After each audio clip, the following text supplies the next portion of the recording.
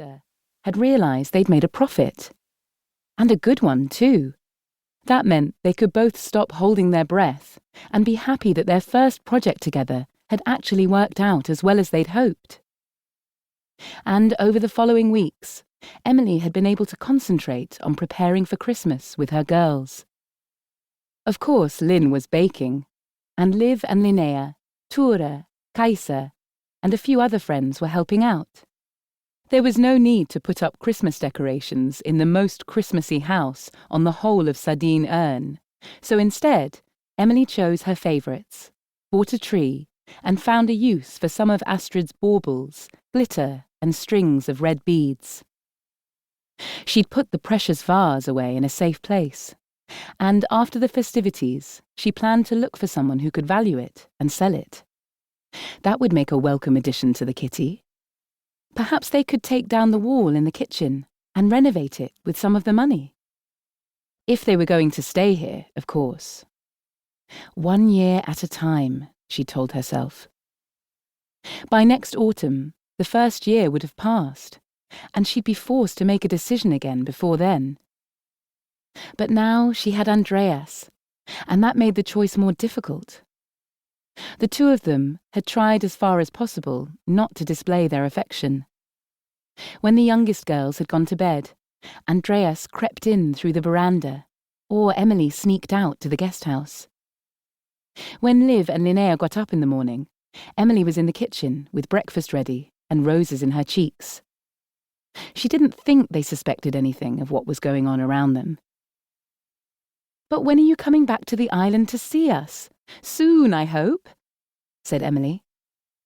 "I'll be coming back soon. I just have to sort out a few things here first. Anyway, Happy New Year, darling. We have to rush now. There's only a couple of minutes left," said Sarah, with a slightly stressed note in her voice. Andreas appeared in the kitchen door and gave an inquiring look at Emelie as he held out a glass to her. Emelie smiled at him. "Yes, here's Andreas with some bubbly. Talk to you next year. Happy New Year, and say hello to everyone for me." Out on the veranda, everyone had gathered, and Emelie settled in beside Lynn, while they watched Christa, Stig, and Carina running around like dizzy hens on the lawn, trying to organise the fireworks. "They're crazy.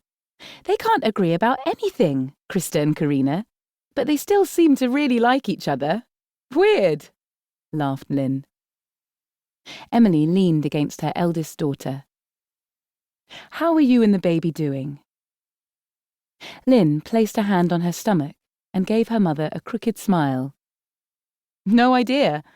I can't feel anything from the baby yet." Emelie gave her a loving tap on the arm. "Silly thing, I know that. It's so early. I mean, how are you?" Lynn held up a glass of something fizzy and clear. "Apart from the fact that I have to drink Sprite like a little kid, I'm doing really well. I haven't even felt nauseous. Look, there's Birgitta." In the house opposite, immediately across the street, Birgitta was standing on her veranda, waving frantically, and everyone on Emelie's veranda waved back. Beside Birgitta sat her husband in his wheelchair, wrapped in blankets from head to foot. Over Christmas, his condition had deteriorated, and now they didn't see much of Birgitta, because he needed even more help than before. "Poor thing. She'd really like to be with us," said Emelie to Andreas, who was standing beside her. But he's in quite a bad way, isn't he?" said Andreas. Down on the lawn, Christa and Carina had finally organised the fireworks under Stig's supervision.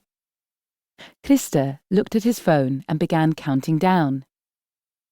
10. "Soon it will be the new year, Mum," shouted Linnea over the countdown, and Emelie nodded. 9, 8, 7, 6. "It's going to be a brilliant year, Mum, don't you think?" said Lynn with a smile.